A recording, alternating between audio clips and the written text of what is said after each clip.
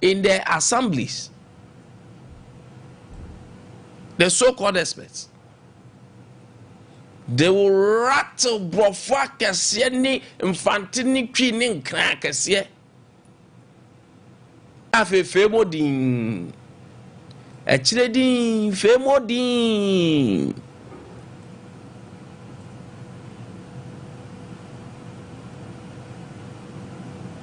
na asa babio ni abecho say the darks and then the you know the oh right in the young for this is interesting. And it couldn't get proper, you know, tunnels for the water, the drainage system. It wasn't cool, and we could have fixed it and resolved. And there's so much plastic in the system, so there will be chokes. And you know, technically, when it happens like that, the drains, the bigger one, you know, yeah. Brofwa kesiye nkran kesiye mfante kesiye hwi kesiye me arata me akoda Bible say okwadwufo kontete antwenhwe na kwan ne hunu nyansa adintia because this same ant, it knows how to plan its life. Or so bobo ebre so ne be chance beto, so they deal with time and season. So the little opportunity that they will get, and make a crowd won't be, that's what they do. So you have to store up foods. I was saying, you have to stop up food for ourselves.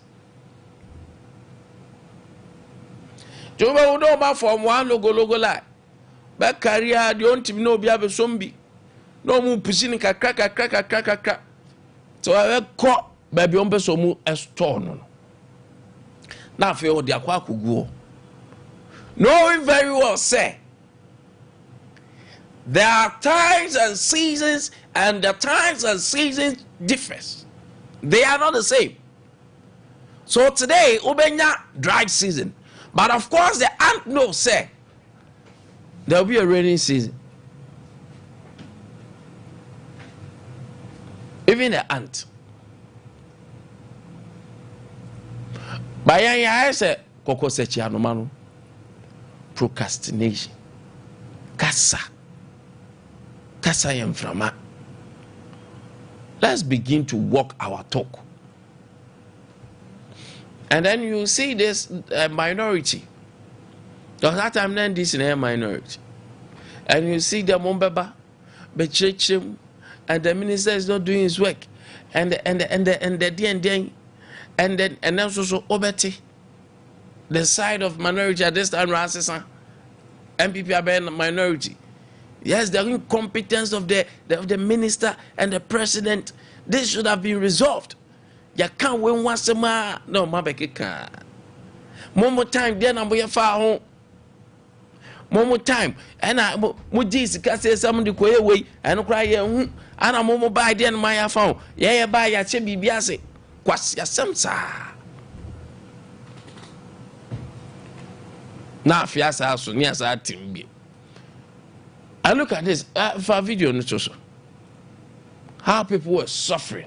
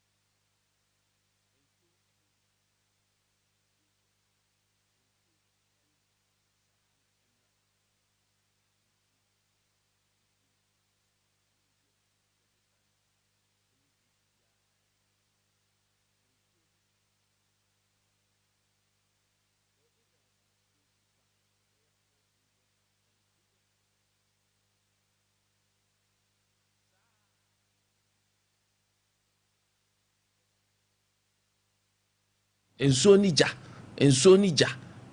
ja saa ne denam kroma. Is it not the same thing that happened? The same ensuo ni ja, except that this one there was no explosion.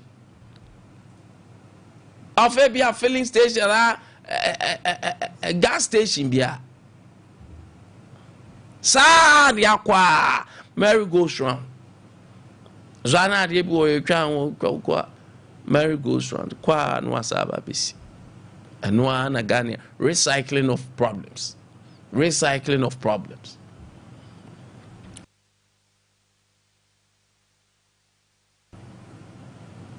And look at this. Makola nso die nini. Baby, a central police station in the DNP. Oh, very sad, and it is troubling and worrying. Very sad, troubling, and I'm down. Not because of not only Senko. I'm worried Senko for your man say properties and that, but say you see free the past him. Yensuya bibi mami do or better of words mami choose one. Say yensuya bibi free yen past him. If you anyway, and sooner I either on baby and so on so some baby and so on that. I just no. Your cousin, yeah. Kwame I don't pay much. Opinion major also. Now what is saying? Opinion is that yes, but nyametiase.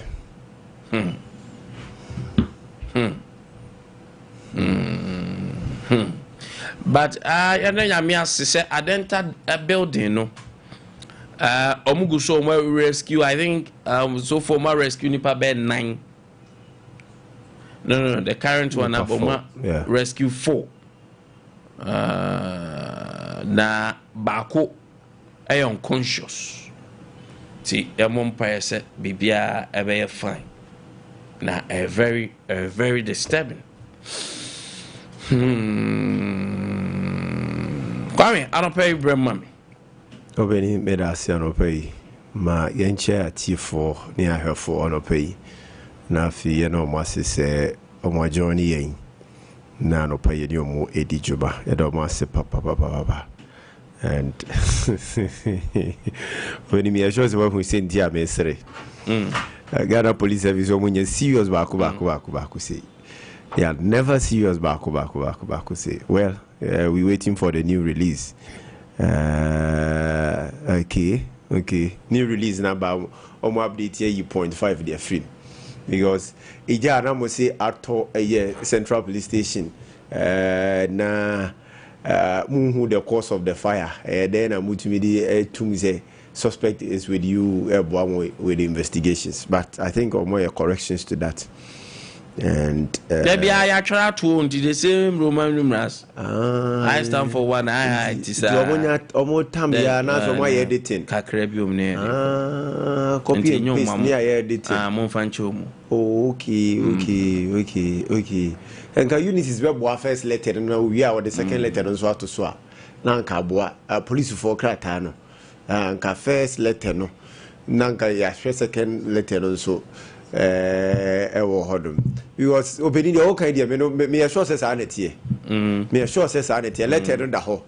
Nti omo tam ya se letter head bibia wo ntino na so omo ye ba community bi no mo dia kwakoshim na fi omo na ekọ omo anim no because first letter no de no kwasem no se na atwetwe yesere kura se omo de sa letter no but obeni ma men konsem yesu junted and sensem yi yanka enra almost the same thing ASC and over 11 years ago the see an openi omo ti committee penifo emomotnase nhwehwemu the report babontin which the report was to guide us, was to be a vehicle abeboyen na the yakomu a emasa the see wo junted no ensibiem na yebesua bibia frimo no people ne me just sure say yes video bi. And that is the Ghana we all know. And that is the Ghana at play all of the time. Say assembly siwie ya yebeti committee. Normal kwa review. Yebeti committee. Normal kwa the CEO ewomu. Yebeti committee. Womu me enti ase de ne see na going forward de ne yebeye. But actually no. Report ne be ba bontini actually no. Bibia points to the fact and the point say yansua bribia mfrim. Now even crowd yebesa sikra looks as if say like with no experience some of those things crowd da. As a yemfa mudda been to ye da. E been see da. And it's so surprising say we live in a country you suit near bind to say we live in a country your leaders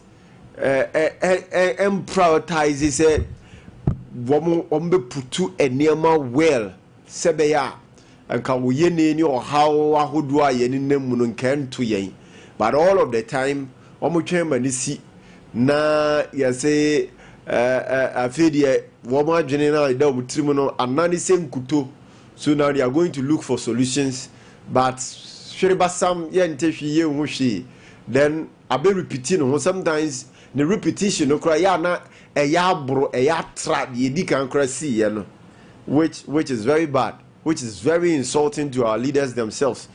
Well, I don't know who advises them and I don't know how they do their things in tia se bribisia woman fa futu film no mo san twen say the same ad the business now rest our victims here woman sem esiye ide na ehun sem kopie mu e wo court ehun sem akwa kopie mu court na the cause of it bepemo ne yenya hu ye na yem prosecute obi anso ye na sa victims yin so me nya sure class ya compensate or mo papa bia de sa but we are still living in the same country Accra na ne SF ladi June money awra yi fa manfo fie fa manfo cars eja nso ehye ne de keka ho na AC so school na ye kwa ye kokusua de na ya yesua na sen ade na to ye ne ya yesua de ne film oye ne ba ya ye pehunu kwa ye fa so ba ye ene mane ana mo wosie tu ne ne ma wosie ye sebe ya ensan sibiem sebe ya ensan mabiem ye pehunu ye penti ase. If it is the cause of say choke gutters, what are we doing about it? What are some of the measures I did go akwemu? The dustbins how do I provide sebeya a month for to 2 month to boiler edi gu gutters mudi gu biaya any kwan say ye di gu na nunti ya na akwa choki baby manso ntumi nkono. What have we done about it? Gutters na choki no so ya yiyimu ye gutters no so ya hunu say esua enunti na nsuo no na mu abu se na bua faso na konchen so going forward gutters na ye no ye be bie mu. Do we do that? Na gutters ni bi kura na ya ye hu se nsuo to a e fa nipa na eku nipa no say ye gutters na ye ne se ye nkata so ye mpe tokuro nkitinkiti bi mfa nto ba bi se be nsuo no betumi aru gutter mu na akọ na emfa nipa mfa nko. What are some of the critical things we are doing now? Now we're looking for solutions. Yeah, you do go to prevent some of the things are not anyone can say. What do we do? Nothing. Absolutely nothing. A bar na to ye, a bar na si. Near Kayan Sasha, ye demi famu. Now you say we are with the bereaved. And our condolences to the bereaved. And then I said for if we are asa. Bibi any who be my son, ya say you 2 and more. I didn't fast over breath me before. I didn't canco breath me before. A be eating me before. Eddie free tibia and yet not uncomfortable. It's a cause to worry. It is a very big debate. I was say I raise say the cause of it here why say it memufo and I'm more near to a buying soon was also the measures being in your mabigu aquemuna and maya a buying soon a part or no be play any day corporate social responsibility me ya me deɛ wo ya wo deɛ ne nyina yɛ kɔ yanim. We cannot continue to cry and we cannot continue to lose people. It's so important to us to lose people. We be say we are breadwinner de my families and friends be ne and for ne de keka ho. We cannot continue to lose them. We are building a country, we are building an economy, and we must put structures and measures in place. We are building an economy, we are building a country. We must be deliberate in elevating the lives of the people. We must be deliberate in thinking about the people, making policies and leaders and not always becoming emergency thinkers like what is happening all of the time. And I keep using this word emergency thinkers because the CBR prove to the point that indeed your leaders no emergency thinkers. These are some see and sana Kwame yi adwene do mutrimo no anani se nkuto ne hu se function because all say nkuto ne nchene da ho na se awiammo no ejanka na enane untumi nyusu mfanya hwe on hu ne purpose but nchene nane egu ade mu adan you see say okay yayi nkuto nso nane ana se bibi na aka no akwaye se ye mpenifo ne akandifo no sa na omo adwene ne da mutrimo no etie this a BBSC, this will ye aba, this will how be to yen. These are yen who be a tibefa and sana. Hajeneno a juma. A very insulting. Now insulting to us and so say I come here as a Yansune ya could you move, dear you could tibon coso for. Tibon coso for one so that Tanasia, omun to mean unit, and funny among Guaquemun from my it is very, very sad and very sad and unfortunate. Very bad, pa. And yet the new one say twice way see a new one say now for how many years? And you experience flooding Ewakla. How many years now cry who say and so a tar a far man for it ila lao. It you who quire your this and 7 be fast one now. You who quire be fast.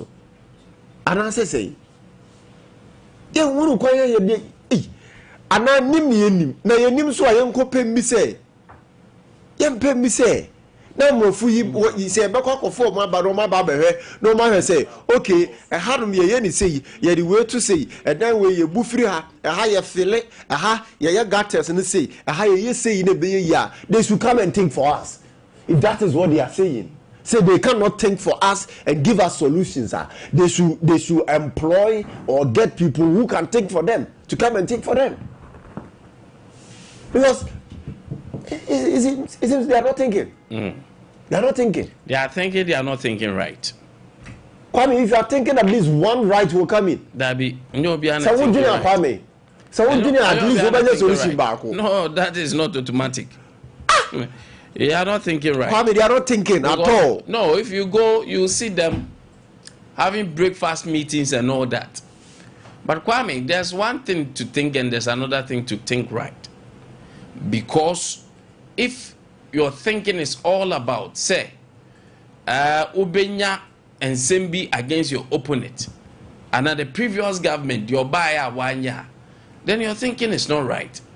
Do you think, say, I'm not paying? Omuni expert in Omua, you're from the church and say, Mama, they have it. But because of Bayene Bonini, I've been few way Timothy. You didn't know man yourself. That is what I'm saying. Kwame, then that means they are not thinking at all. Because no, if you say Kwame, you're not thinking. Kwame, if you think now, say after the thoughts now, one year, what say with the politics? You are not thinking. No, you. It's not true. I didn't know Juma because I didn't hear Juma. Won't find no politics. There's difference between I didn't hear Juma and you are not thinking. I didn't hear Juma over Guinea. I didn't hear Juma over Guinea. But them ni and I didn't hear Juma to 1 minute. But say, but them ni didn't know who say. If you need a dagate, we know what say. Uncle fat. So they are not thinking. So they are not mad. The insinuation is, but them in India, they are not mad. So they are not thinking right. But what's my okay? No, to be fair to them, about down for an engine. But say ni pane dream na or dream on your solution. That means the person is not thinking right because omu more them. The reason why I'm person because if you say they are not thinking, by inference to what you are saying, then they are mad. And we cannot say so mad them. Yet to me, guys, but Kwame, if continuously. We say you are thinking, but you are not getting solutions. What is the meaning of that? But them in Kwana, be a solution to the oil. And your mama damana. But them in Kwana, solution to the oil. As a question. And I'm so busy, but them in one solution to them. And they are saying they are not thinking. I'm saying to your mama dam. And but them in Kwana, they are not mad. No, with that one I disagree. Massa, they are not mad. But if I mean, if you are not mad, oh dear. Yeah, oh dear, because Kwame, you can't phantom. How? What you power? What's you call breakfast? Or transit? Say, "Oh, Jenny, Kwame be fast so. How we be free? Now after the breakfast, no. Want to me any how na free? And I dream ben akodwin. I dream ben na mokodwin ye. A day I dream na mokodwin yo. It means a monk or Jenny she, Monk or Jenny Bibia. Come on, the solution, Baba. Monk or Jenny she, monk or Jenny she. Cause Monk or Jenny Bibia. To say, Penny, if you had them, or Tenassi. Now, Jenny say, okay, you, both are not a moye ba, no new year ba. If you are not thinking, those are new year will not come. The moment you think, you will think right. But if you don't think, you won't think right. Charlie. Alhamdulillah. We are saying we are every sleeper. Before we cry, yes, all right. So that is no, but Kwame and there, June 4th. June 4th, the our Ghana ha. Na Ade Akye Abia kesepa the uprising. Na NDC abaing the was idea of course. And they will celebrate the day. But I'm asking myself, say, and near my na PNDC more standing for, and the call for this uprising, no. The cause of this uprising, no. And yama way in her can be by extension. Say bet me a boo money ye, me a money. So me busa mo say, and then this for bet marry na me decide June 4th. That's what I'm asking myself. Because this June 4th, history tells us say, now it's because of the widespread of corruption. Afei economy enye. And people are frustrated. Oko barras at that time as soldier for Nkumano. No muso mumpenyi for enye what is right because they believe that ne bimon so benefited from it. And now I'm asking myself, say,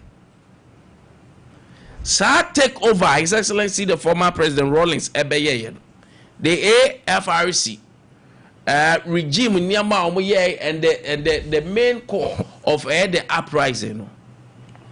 Looking at what we are seeing today and the things that are happening, can you also say, and June 4th, no, especially the tea breakers for no moment June 4th by no one looking at what is happening in the country, looking at ensure a fire and call for the agitation that caused some years ago, a massa uprising a buyer. Kwame, ye bet me a catcher who say, and June 4th ye be diamana. I saw birthday asun. Now birthday asun one him said Nyama was and one said near me. Now you so a year for by your own doing. Obe wako jina baby aqua hand baby say. Oh baby do birthday nana. That is not true. And obia seven previous or teacher bra because why you in juma papa. I think sir, and this is best celebrated the uprising na June 4th na. Because some do party members na ko. Baby years ago, June 3rd, esi ya enran so ebi say esi also match nyina alcohol, because these were things that the young soldiers, including the late Rawlings, they were white. These are things that no more fighting for. But then what are we seeing? As our Kwabi Nyumo born Nigeria, everything scatter. Poor man, they suffer. And that is what we are seeing here in Ghana. So I don't know how. And the general said, don't get here. And the party faithfuls, I don't be the uprising. And I'm just how things will be like. Because and am I a catcher to me, the uprising didn't bring anything better.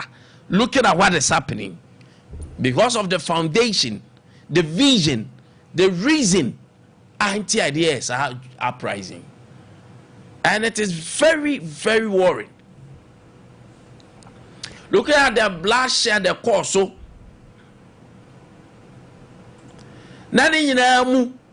sorry. AFRC for ball money I say, Yade Ghana Sabeba Kabima min Kabi Mubium. What is the constitutional ruling? I don't think almost to me Emma Ayera Hilali man. What was a civilian government? And a realm wa abaye. Then you see 1987 they started 1979. Then almost some years later it happened and things was going on. And I pay if so what's a commemorating at the uprising. Me want to say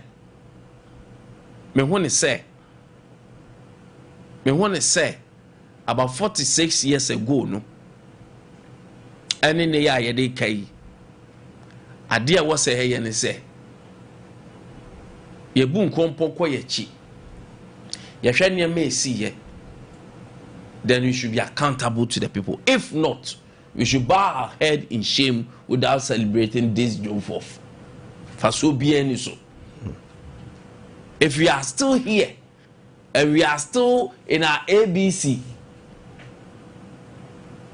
then sebi in prayer. For so be any so. Say be celebrate June 4th and for so be a maso. Why me?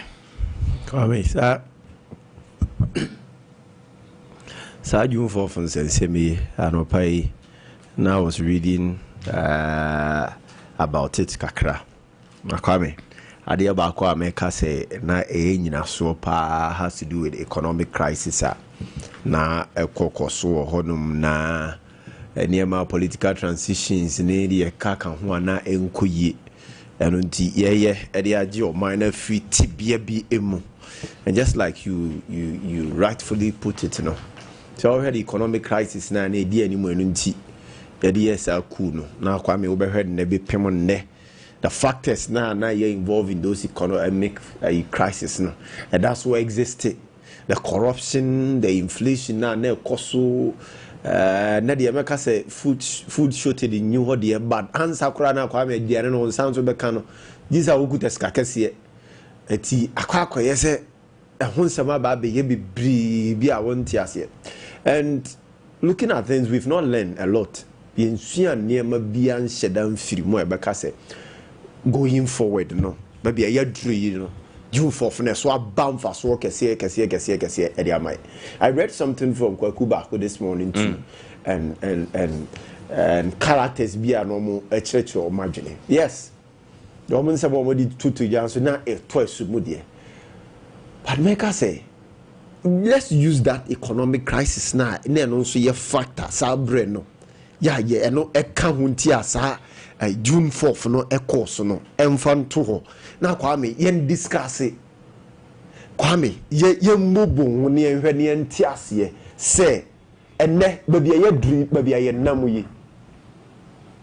nkanko bi abamu ana ya free bibi mu ana ya nyani da so ana ya like yes oh no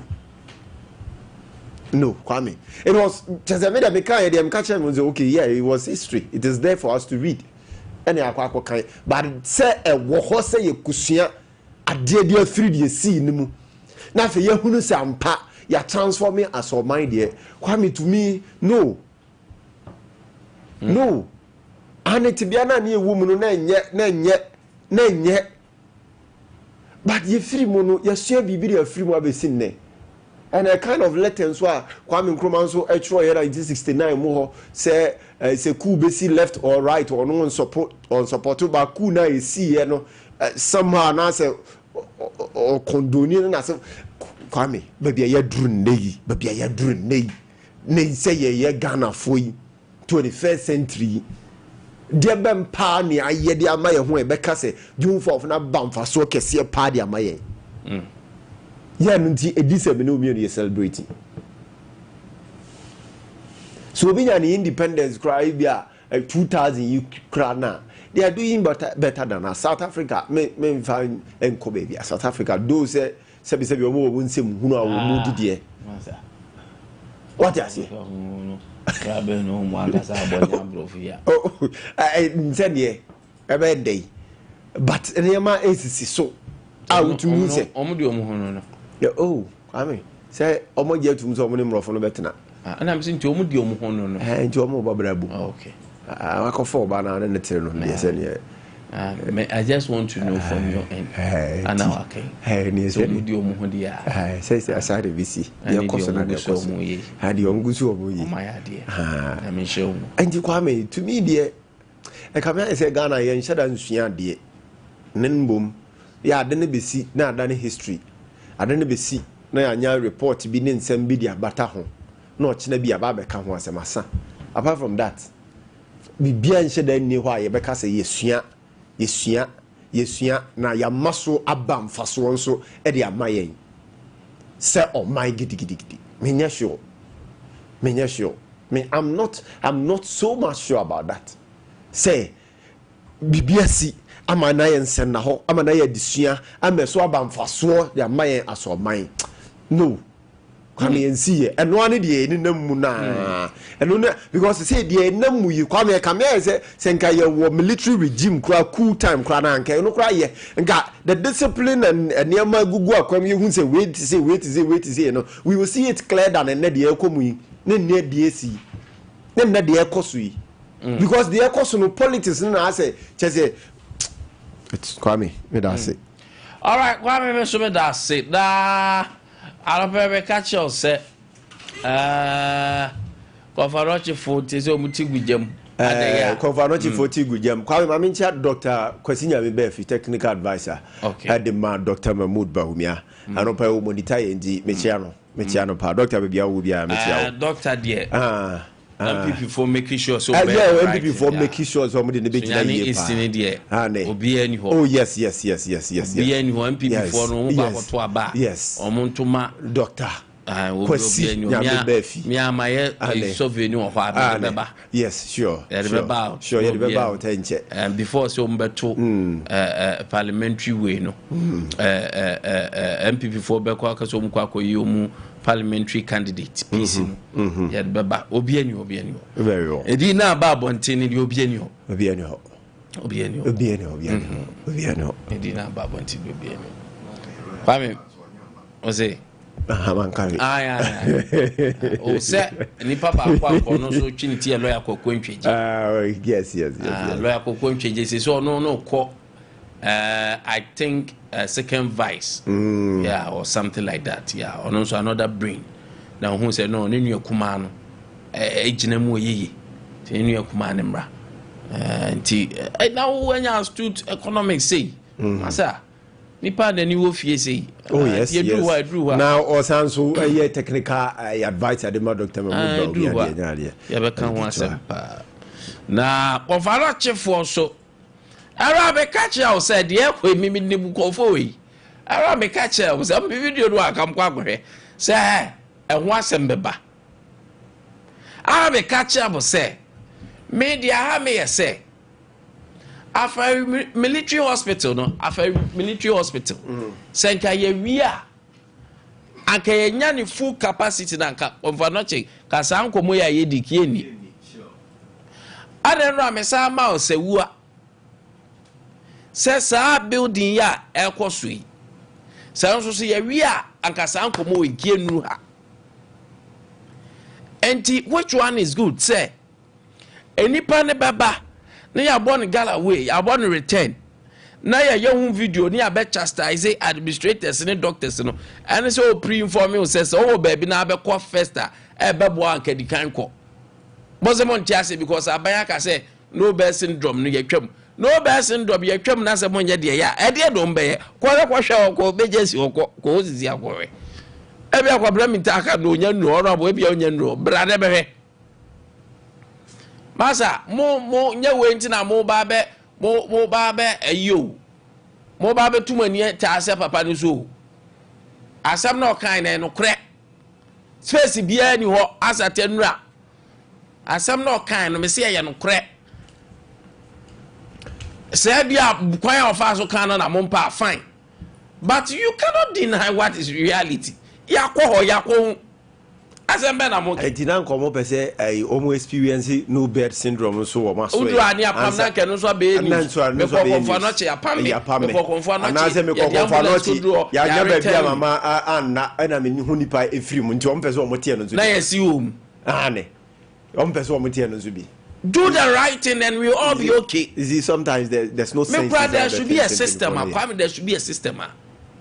You won't say case be but you say case no we dey ebia suntra su betimi kwara su betimi ana we betimi a na ehwo no within paramedics na wo ambulance ni betimi asustain ni pana me aduru a na de na akọ danse e be choki konfanoche ho no enye de yan ni monya de am ka say regional minister I like him but nyama bia o ye no eye tan because o ye medical o ye obi a wa bene o ye medical doctor. It matters on health. There should be your priority. And near for health, we shouldn't be hearing things about health under the administration and under the leadership of the Honorable Regional Minister. I'm going to time me. The legacy back also jam you say, Yanya some for so a health system. I will come because we are health professional. And it's Kwame, me, Akwabase bia entertainment. Fashion, I know your bonus manu. Yes. Say ne say, yes. Minister, fashion, it is good. Entrepreneurship is good. But I know your bonus manu. But the nyama me de be marking power back your health. Yes. Because on nim de chair me, onim de chair obia so far waba be minister. He is a health professional, a very brilliant young doctor. It matters bordering on health should be prime. It should be his priority than BBR. What are you talking about? Saka oba ye na ke hu aferi hoyi aferi military hospital na ke hu expansion na kokoso no moma ye hu se we aka nwura mo se ye nya nkane anko ne ade ma ye hu de wo ye ewo hu. These are matters of health. Ana wo na onim nipa wo ne ya because wo de otahu. Ana wonim nyama ya avoidable. It matters on health there. Doctor Amakwe should know better. He's doing well, fine on other, aspects. But when it comes to health, I'm not seeing the performance of the regional minister well. And you have to tell him the truth. We shouldn't be charitable because wabeye fashion show, entrepreneurship ekoso na no miana omusori kaka ni painting wasem misori jina na nechi say is one of the brilliant things I have seen when it comes to art and culture. I was a region among all us. We defended him, but I'm telling him say our man and in our pejan mu kakra our health.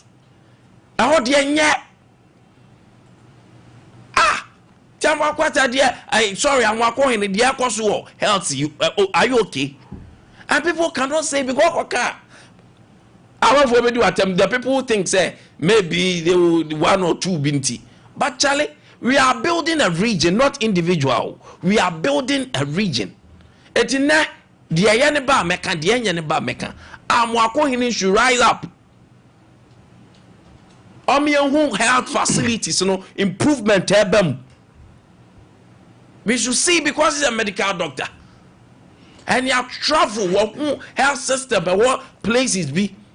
Tutu crime. I don't need a person bad near the be riot him. I dare say one in chimno on for me room. Now the idea, me, I'm not that person who talk against his TikTok and in social life. No, he can have his TikTok, maybe a TikTok in the family. But when it comes to health, I'm walking a performance and I will form cool. Me say a few only apart from the other entertainment near the on chemi bibi pa could say bridge bano di mika kwaye we bano di mika kwaye apoto mko akosi say akwaya na nmu na akosi say o mko twa mu sunya kwan anu kra atwe eda ho a fe me uza akwa na sa ase aba awakwe ju me sira on page mu kakra especially our health side on lawyer mo akohini honorable page mu kakra our health wo. Now that is a legacy. At least you be feel say yenya once upon a time yenya a doctor, a brilliant doctor be regional minister. Now the ye dear say nya fanyina mu. Oh. Kwame na sa health sector ye no say o kan o letter no mo de ba bontin paragraph 2 na. They'll say this is contrary to a clear directive of His Excellency the President of the Republic of Ghana. No, the directive to hospitals not to turn away emergency cases. Directives now. So Kwame, Samosi, they shouldn't turn away emergency cases. Did you give them a near money coin or monfaso? Say nipa no banner say emergency honoma ma. These are the alternative they should go for. What you say? I was so more useful. No more na.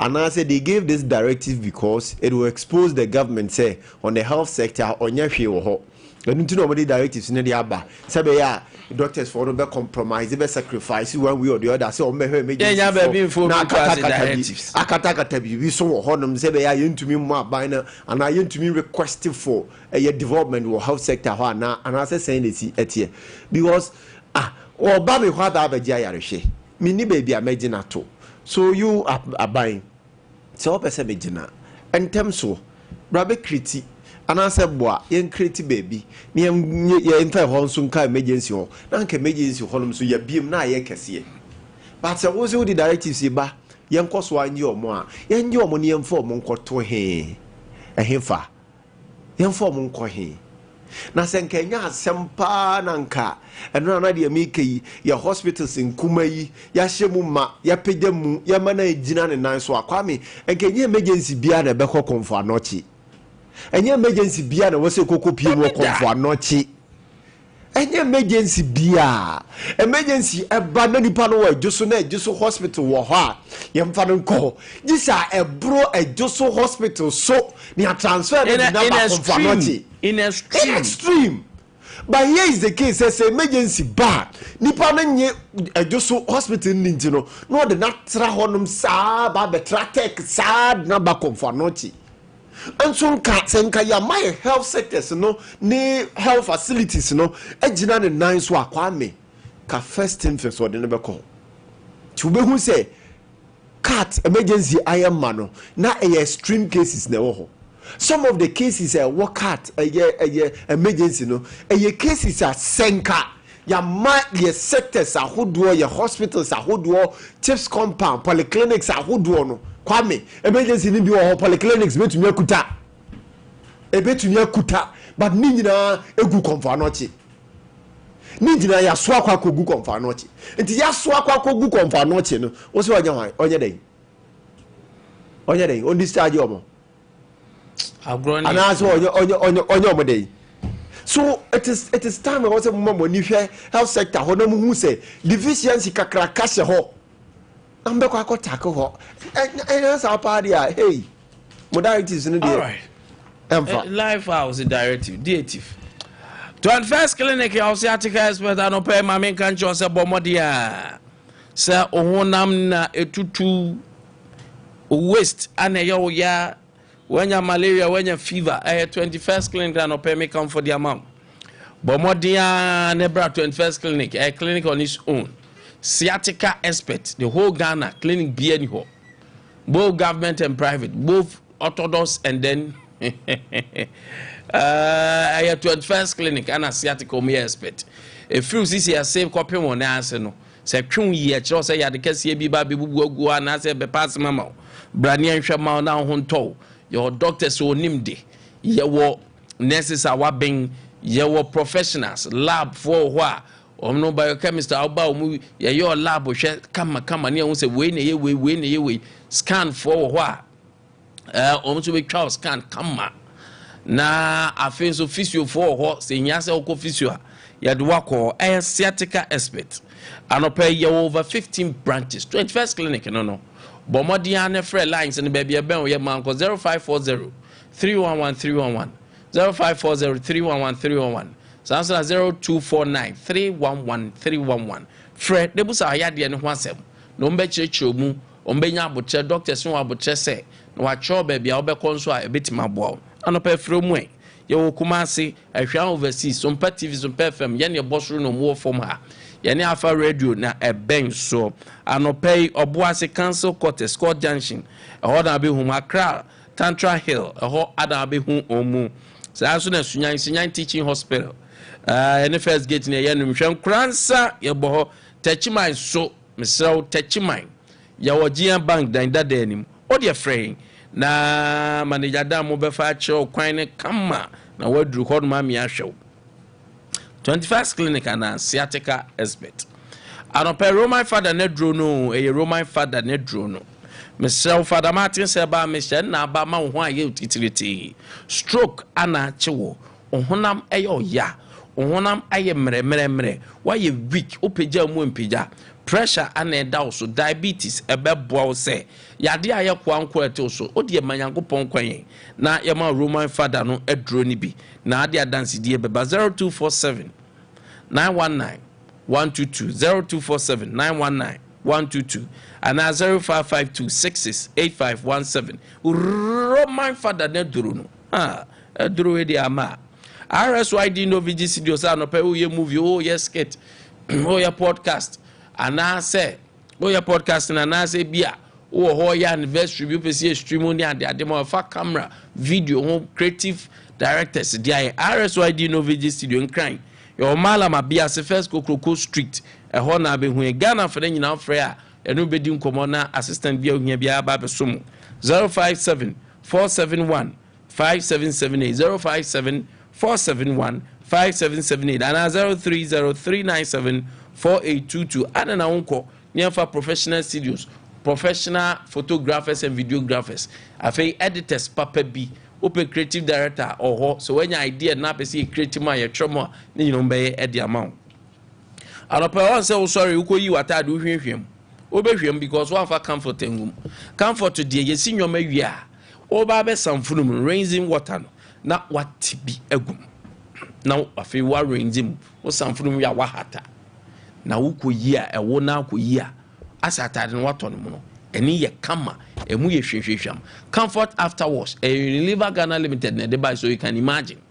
topapa preko angofa bibia de begu atade na drop na max South African map de dem na so be you won't sentence say samna no say dey you won't unya comfort after wash kopebi color na blue enti mo amu use washing machine mo amu de monsa AC na nyina utimi use na aboa wo aropa Tago Herbal Mixture and capsules Tago Herbal Mixture and capsules Tago Herbal Mixture and capsules aropa oto ho yeden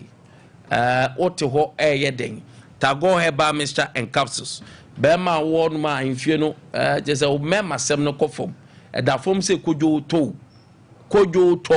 ya se pejam na atiato kojo to fe yenkoye na nzisisu ya bema de ma mema sem hia o me so Tago Herbal Mixture ana no pe me kan fom and capsule oni atenka low libido oba obemo infections ahodo na di unya wan hwe ya na infections the room akwa wo mogem na afei o kidney hodom no akwa drop na afei e ma problem na afei dialysis asem na be masa omodia na prevent hu ne wiase we no se ne ne me kone hu obenya bo drug store pharmacy shop heba shop bieta go heba Mr.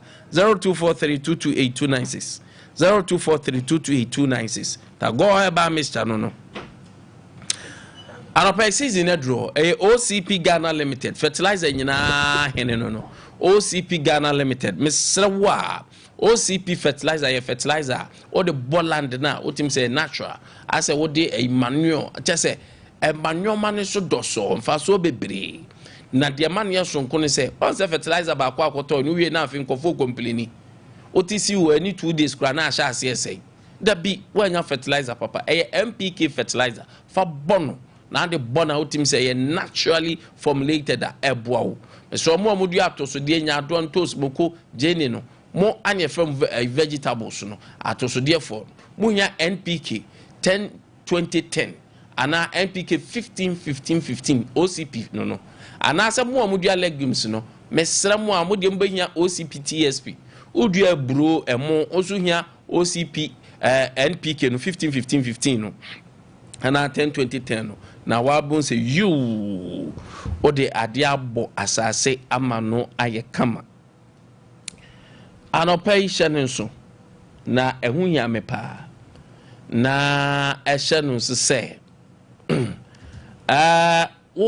wa bomodin asi edan wasifie ajapade du no ema obi mfa ni show emese wa ade o hwe na afi odin show ba be se o high life masa yes steady na kope obi o certified electrician no me wire dan no ma engofo obi ama edan ahihye bia emma o enti uhia certified electrician a energy commission for agena tum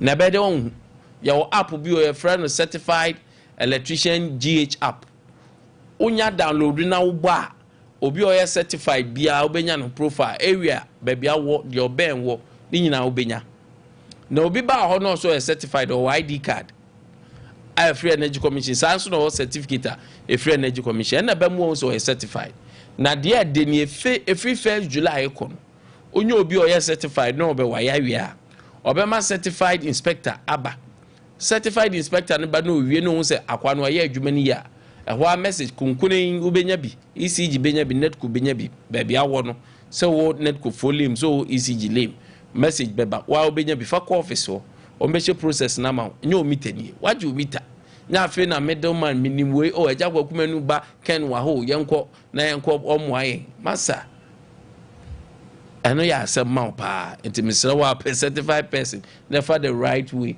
untu aka bia hu hia bia na no pay eno nso so enimwa akomo aye de yesha say 1st of July 2026 enti hye nso ed emame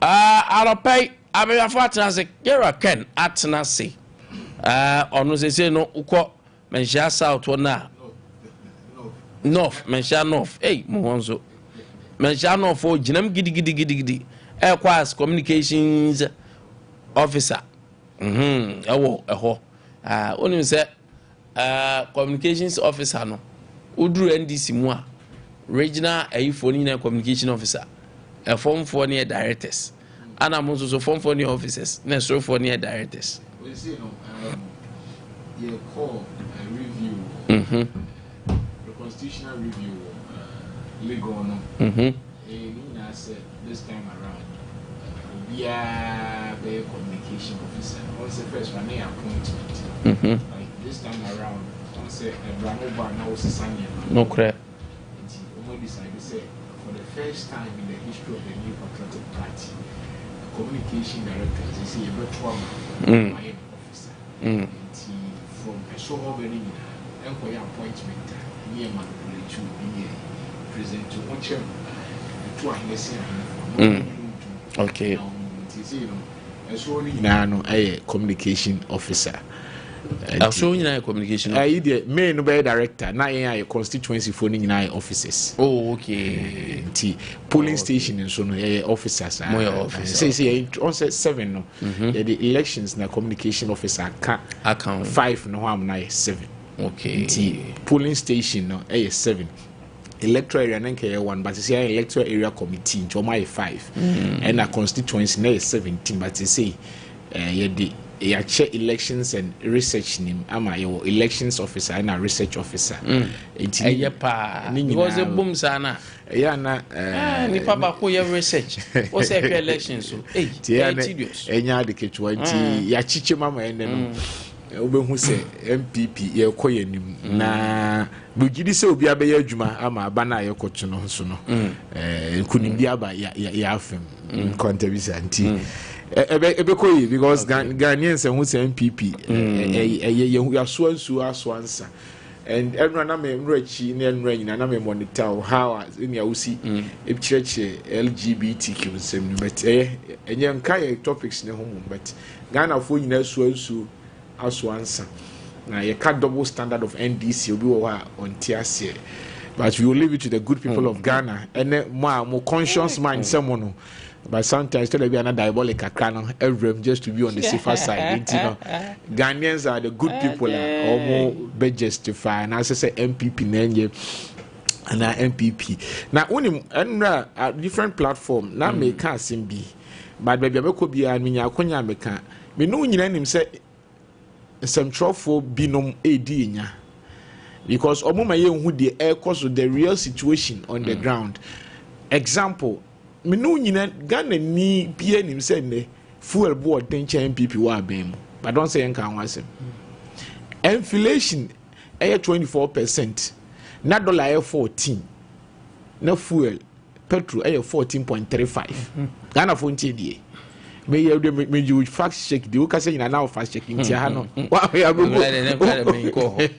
minu penji la topic is say o trim and then camera and see now fuel 14.35 as at year free abem 2024 and the inflation was single the 3.7 as a 3.5 dollar form compared to year and the fuel is a 15.35 and central for room high but the good people of Ghana be who the air coso enti emrepem no Ghana for as one son no mahu near a year say MPP na year a woman me NDC na year a woman ana mama santu we on say enra chairman wontumi case ni I join it but you see characteristics of NDC me ma won senior miensa okay Wakpak Tamale by elections no on say verdict ni nyama na NDC communicators kind of outcome of the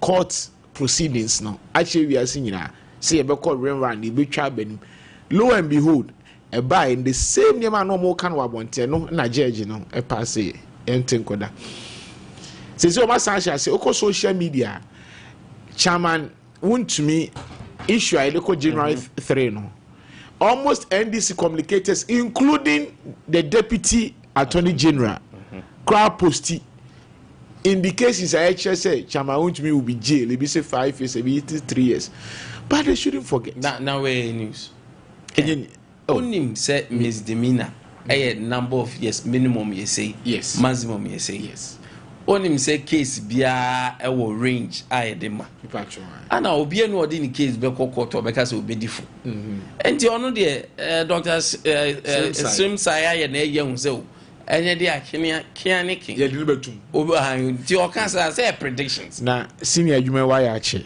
the position does it warrant that the position as deputy attorney general so preemptive do you even do that okay that is maybe I mean me free about. Okay, I think I know you're more technical. Me that's it. Well, a bit better creative window say opinion, but your position coming from a deputy attorney general. Share any senka with your permission. Call almost social media handle. Almost all the communicators. That's your lawyer can umso GD umti no muka. Enti seba na se verdict na kosa.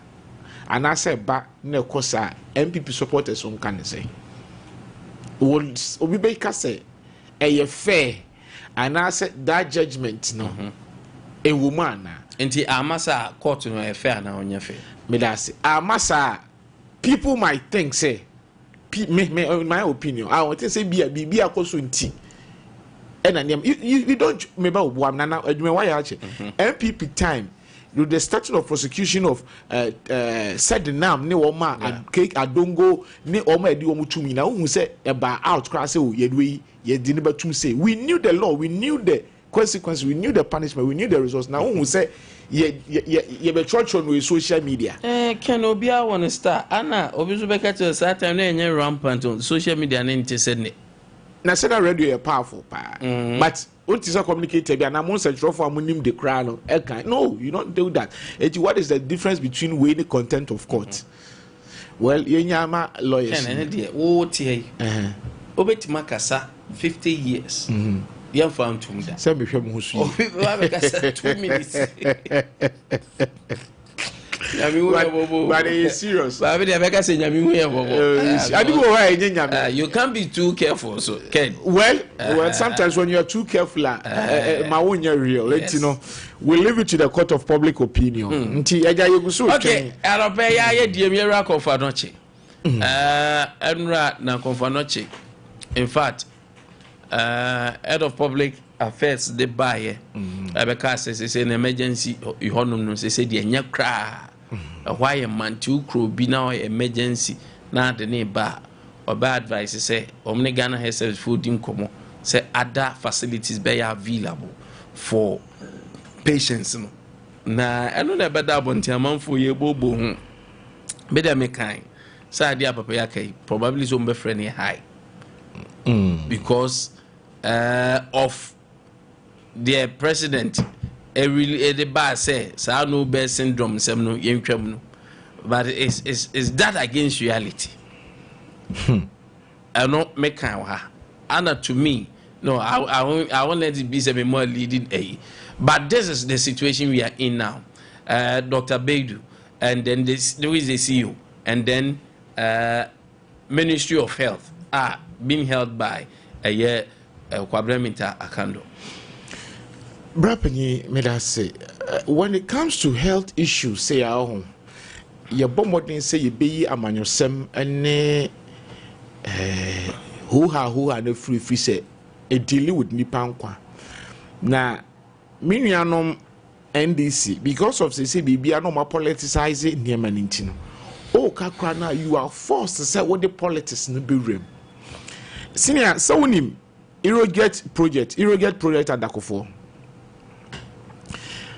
Mekohona sa bear syndrome NDC for afre almost see we he confanochi project na ho SMS say omo ba ya na amanyosem meje menyi meye say ye kekawa na yibia na emu management omo hwe aye ni na say you also beji asomuji ye mfa no nti ho ye ba ye pe agenda 111 hospital ebi start ye ya commission bi ye wan and some wo ha mesumi nyina nu say ni bia sewua no for krom de 95% complete admedase aferi 95% complete nurses betima komu akoye adwuma amasebe gradually say the niema ni bi ni be kan kra ya kan na aye state of the art.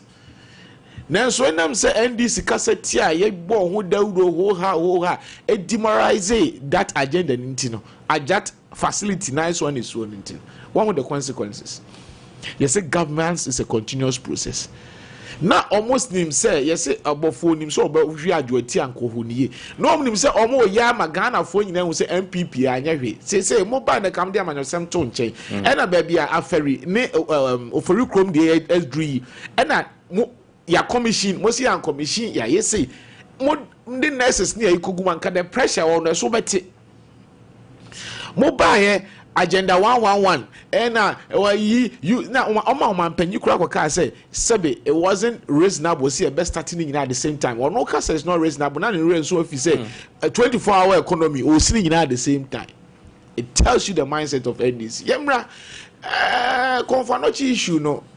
A idea a free a city. And also the second largest emergency facility A&E, emergency and accident unit, Ekuta of mine. And you say, and it's true, Okowa is really an eyesore. A bit of that form. One way I could grab a fire here is who's doing.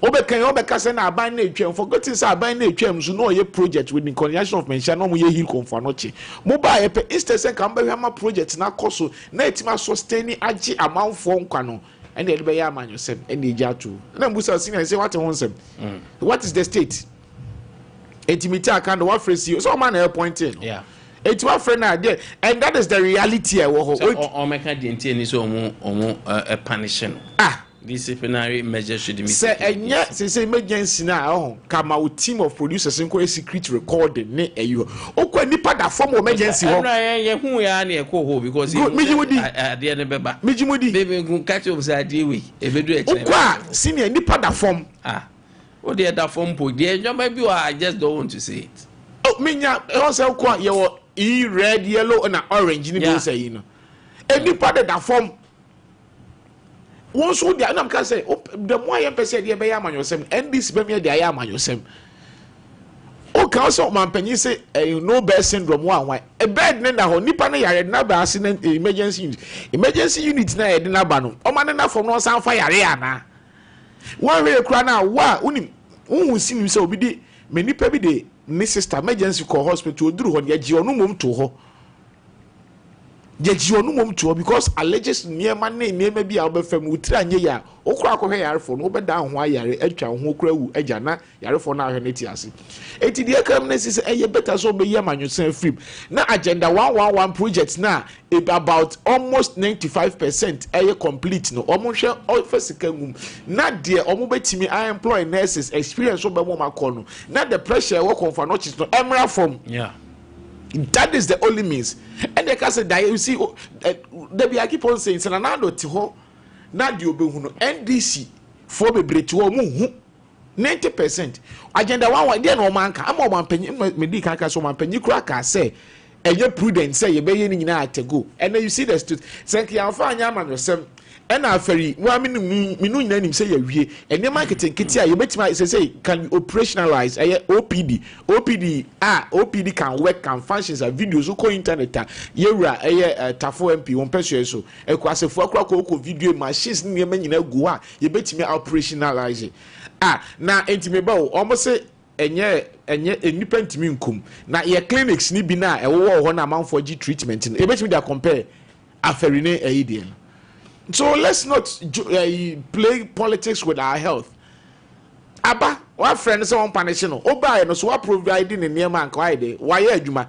I wanted that was so good my own pay. But also, Eddie, Apumudi Yaman, you these are some of the things that comes up. And you must say in the BCC, my man phone call. Ye chikakra. And oh, yes, no more can and NDC and I hear Nanado. Sewua Regional Hospital, on 250 facility beds, no, and a 50 infectious center or commission or 4th January 2025. Okay. And Minina say almost the near Makuma, but then ye twa and yanka almost sorry and no mood MPP at 10 MPP near yanka who said 10 be and this in hospital by commercial say was anti memo or movie. One would you just see when MPP are buying the better also. So na me kan so kan project Kofo be wie and this in the start here but Kofo in the be wie 2008 na Kofo be dey e be wie wait to us betima koso ko Tepa hospital there are some hospitals bi wo it's 95% complete NDC emfa sika enshim na ma pressure because obi wa half rational emfa ne ba irrational and pressure and the funny thing is also Konfanochi see all the northern belt and no show. Oh yes, to the extent say foreigners cry bar Burkina for by yeah Cote d'Ivoire for nam start cry the west pressure that's no and the ketwa and when we go ahead to play politics with these games minya ya na moa and there are certain things we why now at least maybe you see all these projects are 95% completion in Milan. I buy emphasis can shame. I buy emphasis can shame. Now this hospital no ye operationalized. Now never be what and yet never be what hard dream. And yeah, money ben a Ghana for one your my and say ya to about MPP na in this simra. Mobile kasa bebre any year way. Yes, any cancel. The reality has set up. Yeah. I'm buy 2 years per 2 years. Yeah, you 2 years almost coming. Oma the beyond yam cast MPP very sensible. And this is so fun sensible. We say about 2 years with health sector. Milestone we ni achieve. Agriculture sector. Milestone we ni achieve. And near here Ghana ni dada sitting on form sense on so you buy ya we. The other can say atim also yati anwaso. Yate mos anwaso obi wo ha amuwuni na emo no kra yate so no kra na emo be emo be ze yate mos emo a minim adwani a obena sai mo no so mate so emo na de ma wa bedi and again he me de so wa bem emo no first pa na nyina say 5 kilos ana me bo and e ya hwemu what 4.5 4.2 4.8 and at first e be so that so 5 there were 5 that's 5 busa say na boy say ebi wo ha sa de 5 kilos no busa se ne boy say ye modin na ya advert am busa se ne boy say. And you see NDC has a way omutimi mo supporters ni GBB NDC go na catch say 2500 Ghana cedi mo do sin 3001 na NDC supporters agedi otukono okoko fubie no ka say was it 2005 eso say 3001 na NDC supporters agedi to me tell am say these people and these supporters na catch us so much. Now we defending. When they defending, okay, no matter equity to say 2005 it meter cement. Me say Jesus Christ. Look at this analysis on Moye. And the ordinary Ghanaian, we will see the kind of people at NBC here. You kind of Ghana of went. There be a say the God of Dr. Alhaji Mahmoud Bawumia, inshallah 2028. Dr. Alhaji Mahmoud Bawumia, a Frank Abeshen and Sam Nedi Ghana so the Akobosha Assassin. And some of Dr. Alhaji Mahmoud Bawumia can be no. Omanka so you couldn't tumpo on kind of grand one, but and some more can a bem. So, oh, yeah, NDC ni. Nasa nye party na sebe onye wadwen say wo dia brana minor economy no so babua amane mako anima. What happens? These are some of the things that happens. Ultimate stress say your health sectors no na your health no. Sa man yosem ene enema na omo de ye no omunyai. Omujaya ebebua ama Ghana ebeba. They say 16 hospitals are you see or various I met my body trade the kokope boaman in suta seche man so do bia man kranso kwabenya benyina se kodie asiwa akrofom adenya adujama denya ase askwa all these facilities in SCC. Oh, I know say any operation it's 95% complete. What are they waiting for? They say na can the president car say 35 no more babe no. Enti na we ka say yes obabe senior baako is almost in operationalized. What is preventing you so man and no I employ nipa omunye mu adwuma then you take time to do all these things. And only that is why I am person dey am yourself be call no. Na ye amasa so ankenye. Na me sha say me kan Ghana for so o ma so answer o be hu the difference. Miensa na the commission no say agenda 111 miensa na the commission on the 4th of December 2024 no mudi na term say it will be able to about because of political points no. Twede drobonso e na so amedie. Drobonso krako heti na drobonso di city. What is preventing the government say oh my men in the next for so TV a me no nyina nim so munya adwuma nye. Next no fa na nye prempre na wutua ne ka. At least obey adwuma probation obi a wa file through the process ya certify no wa be niam before say bia ne salary beba na allowance kakra de beba. What is preventing say obe mo mako akoye say adwuma. So if you continue to play politics with our games Kwame, this is what happens. The ordinary Ghanaian, so for anything you say, assume you know, and sign a day, you know, money. And they start time and this better because Mujamu Erojet project, no Tio, and you buy the but twice you complete. And today, Antina Yaba, oh, dear, 16 dollars. eti wuntimi nya de saa miensa me bubo odin ofori krom drobon so ide entimi emma nipa nkum emma ni easy pressure konfa no che so ana and a gradual process say we be convos be affect some stress hospital na be affect menhia and these are the mini ones I would do krom ha they are can na be private or private so what happens they say abeti wo na me sine de ne ko hin okay I'm about health they are passionate about some of these things politics no dey play you know and you see NDC was so much desperate for power and these are some of the things that will happen is the beya man yourself ye twantro ye nkasa ban you see toaso obi cannot say wete sam any age ani so we do empanisi so we do yem abura ujam from abone wo to that is what is happening to NDC and they no shame still you get these people to come and defend also our friends say at the Kronti I am punishing and I will be rough kakra minta candle no say aden yam punish CEO I'm not defending CEO o man dey buy only facilities need no onye dey onye omungu from ho and ojo omungu from ho you are the same person amubeba abeka chen say onye na dwuma yi etidie na wo so ye me I'm not defending I'm not standing but that is the right thing and I'm a cancel obi a wako konfa no chi dem bia ko ENT emergency department on uko ne nipa otele bia Nkwantabisa enipa timi especially red unit on enipa timi bo pesa no ebi dida kom na ebi dida form ENA ho yes a big dida form there is nothing on betimai enti sa no anya ndey no obem na ko nearby facility send e bia obeboa no na adwuma no ayede akoso so don't blame it's NDC that is and I make a busa sector ben on by almost on my Excel they should tell us but why will you say that one me say sector government obu mine woman 4 years so you can conclude say on XLA ebia they have touched every area now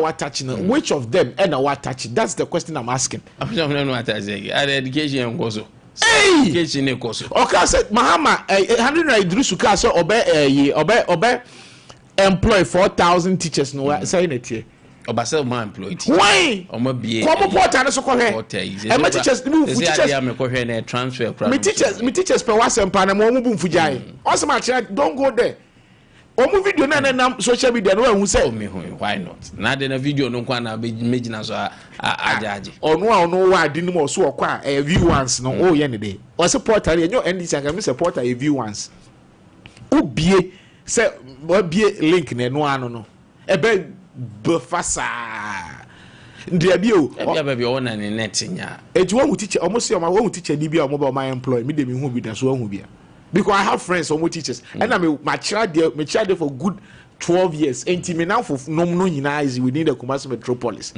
new teachers be new teacher omo dey want the fear old for ni bia omo time omo my dey no my next omo ka so my employee dey no my won't want to hire na Idrisu because of internal wrangling na we person we the president we person we fail ye busa answer Mr. Education Minister okay say obefa 4,000 students now you say send on the clearance and you on the kanam kai so it tells you say oh my lip service but say the reality will catch up with them will catch up with NDC and posterity Ghanaians you know be hu may I say now that banter Koso minister and the former minister and the current minister of finance na honorable to force say so we share IMF now and the Akufo-Addo it derailed it shifted from the track because of Nyeme bi omuye I mean I still don't say why neka say to force it is never true but here IMF the performance under your government and I say ya end the IMF menkoka say IMF but the bailout conditions na a buy idea because we are still IMF members we cannot leave IMF but say be call for bail no for now no ye wie no aban say enye na ni so ade hu in the near future class ye be ko bio senior this very topic ye nyan to say me say adaje no ha nyina kra na waji time no kra me be yɛma Ghanafoɔ ɛnte aseɛ. It's time as our propaganda sem any NDC for between futu gu amanfo ni yemia ya no ma to amanfo tin this time yenye ne sa yen kan sisu say ye ka say IMF bailout na NPP na de ye call ye, and it was a 3-year program, and the program was supposed to end in August 2006 this year. Typical of NDC, so score political points here, so my so much show money me etiefo ntie Obashi show money me into my free last month. Now I am program there, and can come now free man. Only IMF Nick track and be a beam. But NDC always want to we remember only Nick track and beam. Who say who we a bailout program now? Who we a bailout program? Only for 3 years. What did she say? Amount you weigh cut expenditure. What threatening? O force we now sikano. Eden one. Only need track and beam. Only need track and beam to the sense so call IMF. But no, you him say the conditionality is not the man. Untimi employ. And you may be what? Untimi enye. Especially first one they giving of appointment employment. So back NDC time they weren't giving no more employee part. They call IMF now. But MPP they call IMF no. Need to me employ kakra. Me chirumi. And the crime is what they want to say. So ufri IMF wouldn't the check be ABM to the extent say onu so control onu so he they all pay and now you seek asem they all pay and now boo my they all feel say ebeboa ma wa memo ne memufo na ho atom and now ye ya te wona say but NDC being smart enough nim say wo man you wo ho ninti no say IMF ye ko nemom fa policy that last no a guide who's why we had no do it's so don't why should I also again come and then be monitoring your finances for you? It clearly tells you so who need way forward. The reason why I make us say what I ask for from someone free more because say what free ma you are supposed to employ. Tell me free IMF. It just say grandom go fi train teachers some go fi train salaries out to chair go. I was so clear. But up till now, because NDC nims omo ntimi nyentino, omo buapa e dey acquire policy one nti yen shase, and that policy na IMF will still control you say anyway. What was indirectly way from so they won't free move because you are still under it. You have to. At of all sense say is the rage say yes bronika say the rage say e kwan na enam so no ye fa so yamfa de wo say I before fa so no e de fa so de bia metina so abona na do danko akufo ado agba abaso say the hardest decision that you take here your NDC Ghana for the two abeti ayen to the extent say yeah point yeah crofo a e wo say nko to abama ye kra na affect yen so ye campaign tie yin. The hardest decision they take here and the benefit to mine the haircut. Yes, so pension for sikem. Yeah, they are two or just 5 years. And son, when they are quite abba use ikan. Among for the tempo MPP chaya jajo. Now so NDC for can grab. First that dangerous and difficult risk task policy take here. And then Okwa, they will not tell you, but in their books, no, Okwa Parliament, in their books, Omoka say it's one of the beneficial policy NPP and the currency, and I said the economic of Ghana now is moving in the right direction. But some of the toughest decision MPP are by taking here. No, yeah, quite for my family politics, or my family propaganda against us, and our tough force and say. Yanka if near cannot, but was if the fundamentals are with the exchange rate to expose you, but NDC for find it different. Every year campaign here, Ghana for Mutie and Muntie. Ato force and say NDC for the Ato is forcing. Under MPP era, under IMF, Yanti Kokoso, Yeti Kokoso, no, we maintain the same price, yet these were all a year under IMF decisions, no policies, a quote. At of force say ye on can me under MPP dollar was 14 point something. Dollar was 14 point something. Fuel was 14.35. $1 was 14. Fuel was 14.35. Under petrol under inflation of 24%. And single digit. Ghana for 10 years. Now can they be the man you sing? I am at once IMF I day. Ye. One no IMF ye. One no IMF near me. Under your tenure as finance minister, there be a choice forces. Yeah, you need so on forces. Say dollar and they say dollar 10 cedi do the granted the 11 cedi. Inflation is single digit 3.5, 3.7. And the Mibusa Ghana for Mutie me say MPP time na inflation 24. Na dollar board the 14 cedi. Fuel near 14.35. Yentie sometimes not the barrel of drum. $133 to $100 US dollars. And the NDC time, a barrel of dollar, $100 to $92 per barrel. And so the moment says fuel, you say, fuel board, 10 MPP time, and that barrel of crude oil, $133 to $100. Now, you want to was a certain mere war food, you want to was in Chichi Magana for the day. And the fuel, you say, fuel $15.35 from $11 cedi. And Ukwenta Banso come say 10 to the infant 10 more. Dollar na 10 no. Dollar na 10 and single digit 3.5 inflation. Ye to fuel 15.35. MPP time I'm say you do for ye 3 more the net inflation double digit 24%. Na dollar board ye 14 cedis na ye to fuel 14.35. MPP time 2004 now ye 100 cedis to ECG electricity it mutual 1 month. A bit mutual 3 weeks under IMF at to force and say and one under IMF also why the sick same year why in the economy regional me busa Ghana ni me busa this new team and pay say the dollar will form inflation will form the electricity bill or try it say this is the odd nearby was a Ghana for the and the quadra ko farming communities ko farming land ko what's the IMF? Yeah, follow IMF Myanmar. Name me in the basa. Yatia say, why IMF Myanmar and the sachet water at 20 say, electricity at 20 say, school fees at how many percent? The water be at how many percent? But see December 2020, December 7, 2028, Ghana for better change this force because we got 2 foot rogu amount for any.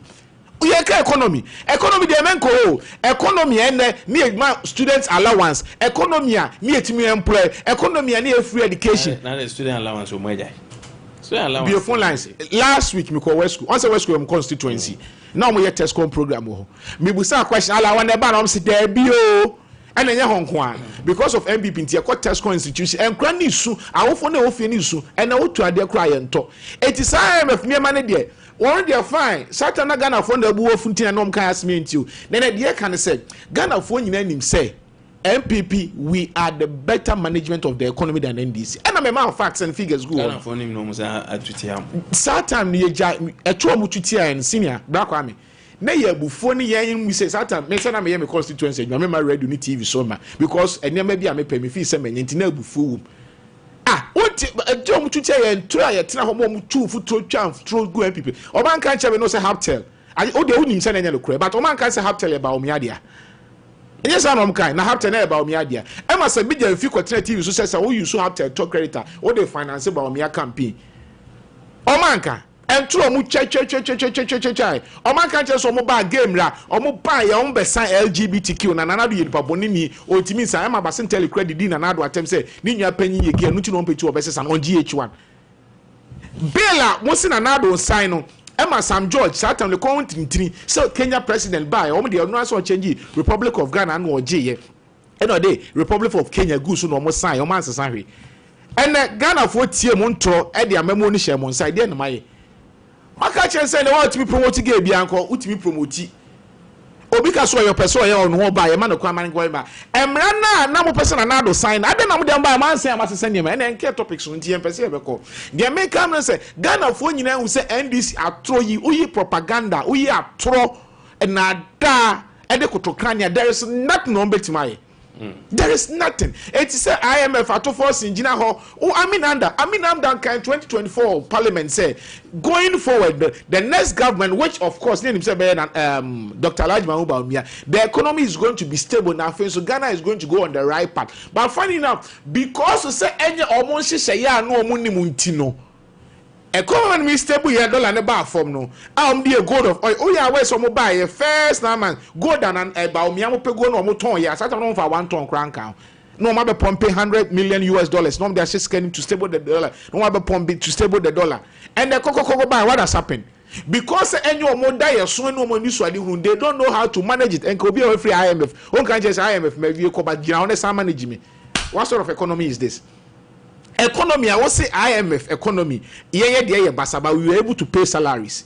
Are we paying this time? Are they paying salaries? January this year, 5,000 teachers in Chiomuka. February, the same thing. And the course.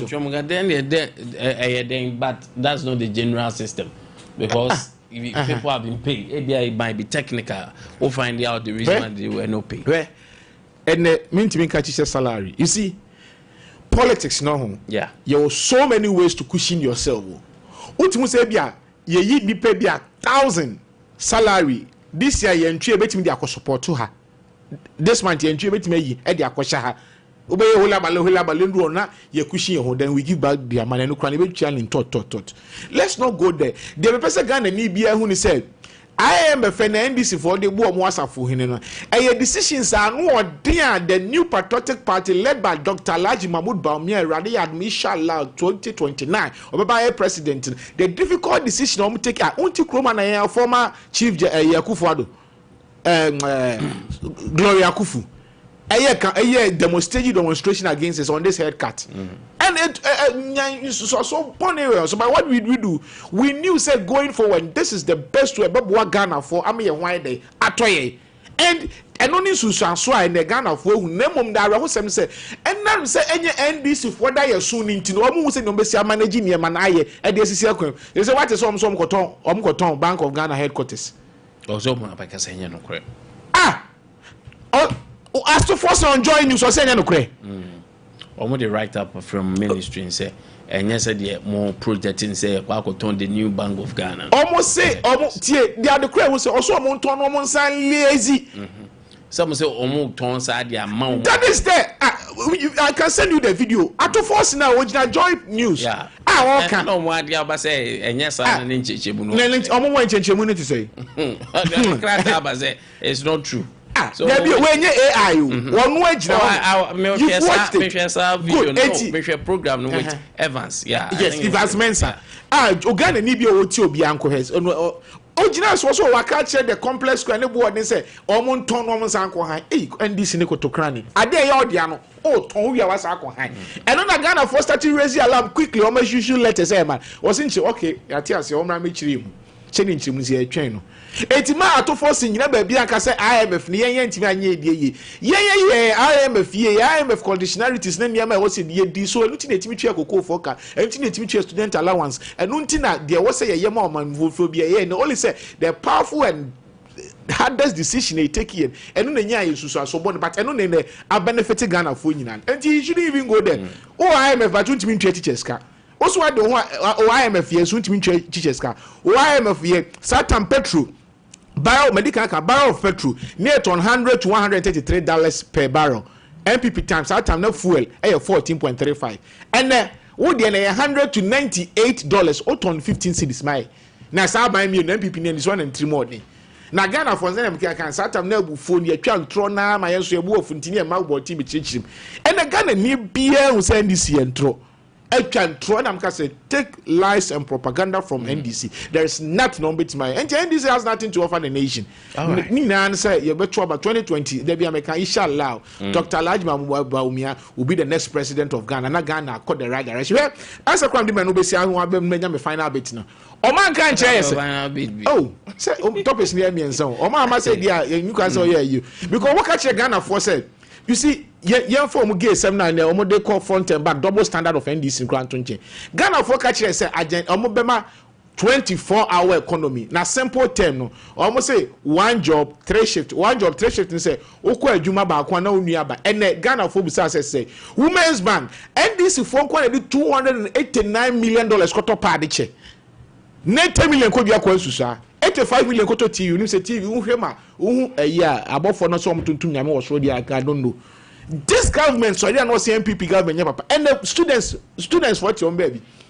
and now say stress free and the you has universities no busa say stress free na what to say enya adwuma enti wo koka de na wo koka omboko so aye dede ho ha sa ba Ghana fo ni nyina nim say NDC aban bibia nim and policies on me name of caso be senior way mami women's bank no way mami mo bon niam na NDC for caso be women's bank senior way NDC women's bank no mo buy NDC women's bank say enkukon ketenkete na way enkukon nsa enkukon ketenkete o me pilot pilot constituency bi wo ho so mkromo hu bi da 24 hour na say nche be ko baby 24 hour disco no way so caso be 24 hour any wentie mahama what's it 24 hour disco omo yi o me wentie anu say den o be making sure say discotheque me ifo nyina but on na kan na me kan yo boho no ba so betu no akuafo fom na wahi ono ne kan o wo se omo ka tu boho kuani bi ayo koko farmer e betu boho wo fo ne boho no wahi boho no ka so betu we omo sika kra no masa ate so wa ma akuafo haircut nya ndisi amaya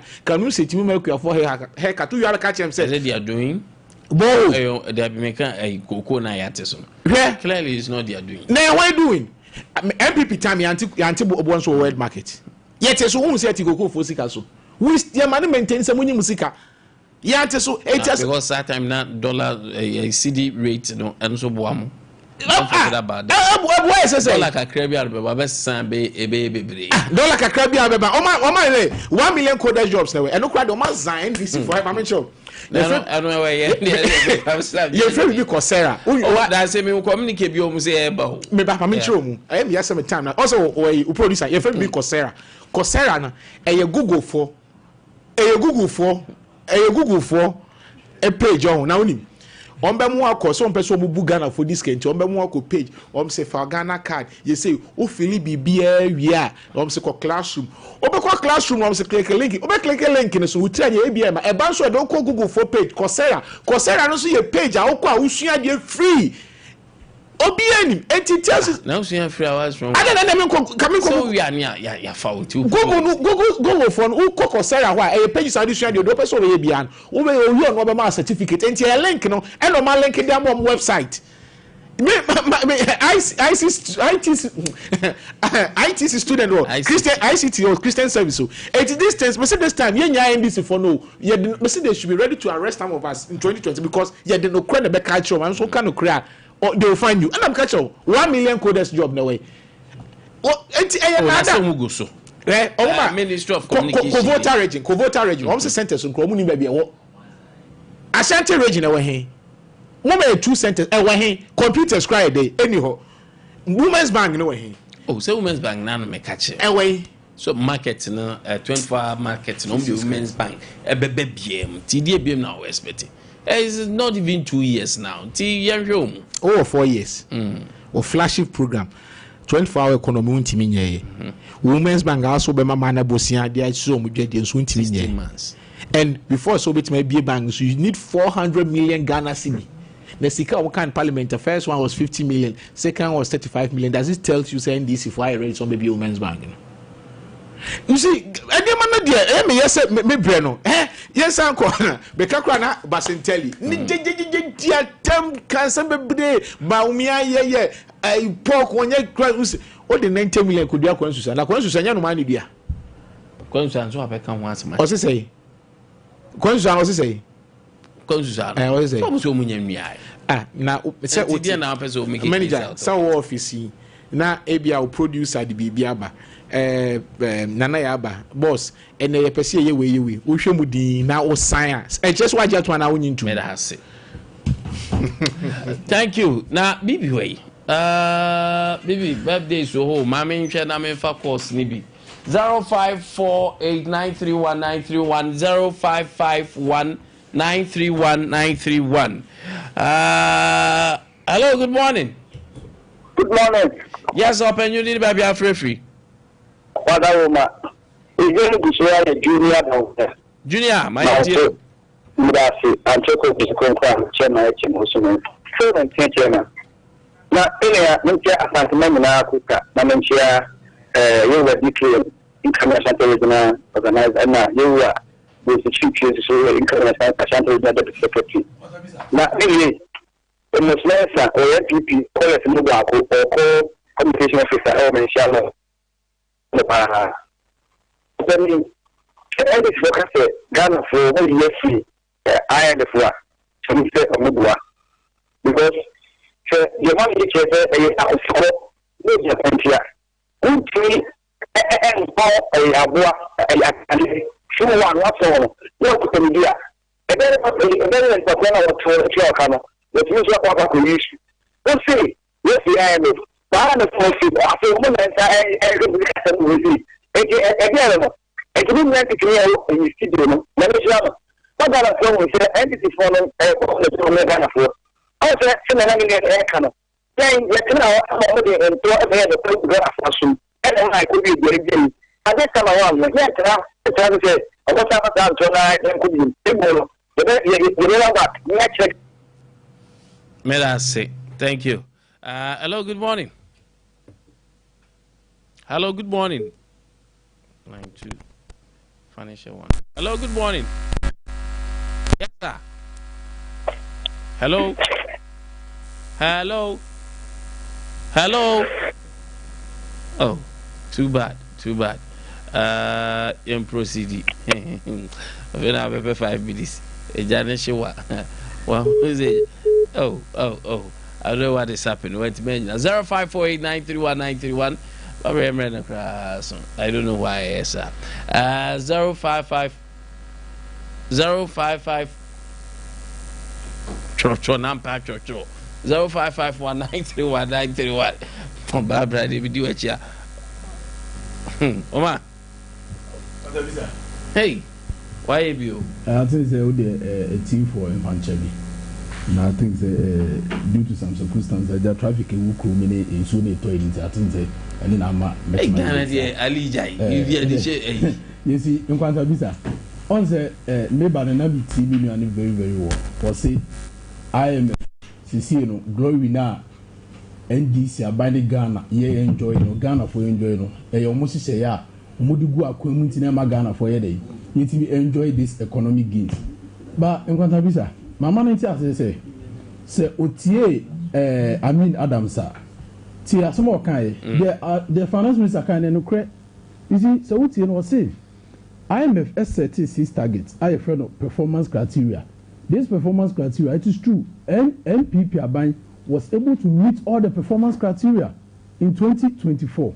But so what identification targets are and only the easiest targets to achieve now. The NPP were not able to meet it. And then the chair said the economy will crash or the economy will not crash. There are identification targets. You see, this is all should be a Ghana air corner. Say Anka Ghana for to Obama NDC Abaya. Anka in fact, Anka the economy of Ghana is going to crash. Those are the identification targets. Almost it was 4. But they were able to achieve 3 of them. But 1, you see, that one any the most dangerous one. And then he said, according to Omono, the identification targets, basically, say the government unpaid bills. I mean, a car would contractors, a car would in fact, other Ghana unpaid bills. And it was because of say the government was spending a lot. And among others, according to IMF in 2024, the total GDP of Ghana was around $82 billion. Now, so what's your man? A car now, in fact, the unpaid bills now in Ghana near day in 2024 contribute to 3.9% of the GDP. $3 billion, $3.2 billion. It say government unpaid bills $3.3 billion. Let's say IMF echo discussing for just $3 billion. Because IMF no echo in so. May I say thank you, Ali Omar no. Mo famra me chehu beja 5 minutes. That people were saying before 9:30. Fatoso na yanko, Fatoso. Medum ne mic ni ti o de Fatoso. Happy glorious birthday to Lance Corporal Prempe at Sunyani Central Prisons. Lance Corporal, today is your birthday. We wish you the very best. Koso ade ya Jumade ma o mai. Ya dopa uniform no so fatal. Oh guy. Happy birthday, Lance Corporal. Enjoy your day. Happy glorious birthday to Matron Fidels Seidu at CPIC Newtown Central Church. Then I'm we. Time me need be also so mess up. Look at what they gave to you and what you are projecting. Do the right thing. Moje bribe na. Oh, did you better so dear open now? Oh, to Zeme or the amount. Hey, Kofuenye. Happy birthday to Augustine, Mr. Augustine Beidu. Happy birthday to Mr. Augustine Beidu. Sir, today is your birthday. We wish you the very best. The youth chairman of Bethel Methodist Church, Brony Krum. May the good Lord bless you and grant you all your heart desire. From Bawa Beidu of Sompa TV and Sompa News. And happy birthday to Edith.